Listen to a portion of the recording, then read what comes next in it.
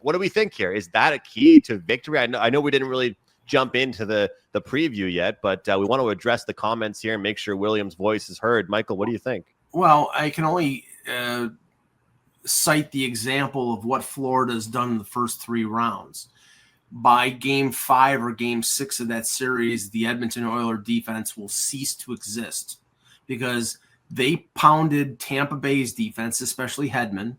They pounded all 6 defensemen of the Maple Leafs, who going into the series had been playing very well, but they were laying the body on Riley and Tanev especially.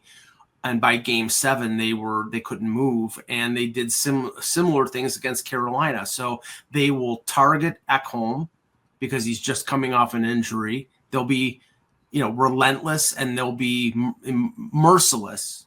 They will go after Bouchard and try to wear him down. That's the playbook for Paul Maurice. He will wear down that defense, and they're not, they've played well, but going into the playoffs, that was considered their weak point. So if they're beating down, if Sam Bennett and Tkachuk and these guys are wearing into that defense, they could become a liability deeper in the series.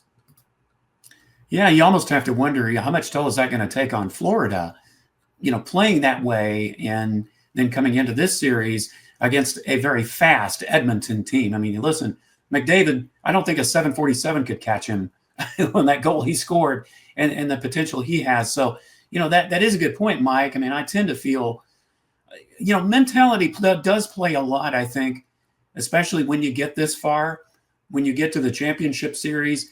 Obviously, Edmonton wants revenge, and that's not always enough. But, yeah, but the way Florida's been cooking on offense, I'm not sure that Edmonton still has enough to bring it. But if you're looking at that point, it could be Florida's undoing. And, if the series, especially if it gets deep, if you keep trying to bang and bang away and wear these guys down, it can come back to haunt you in the long run.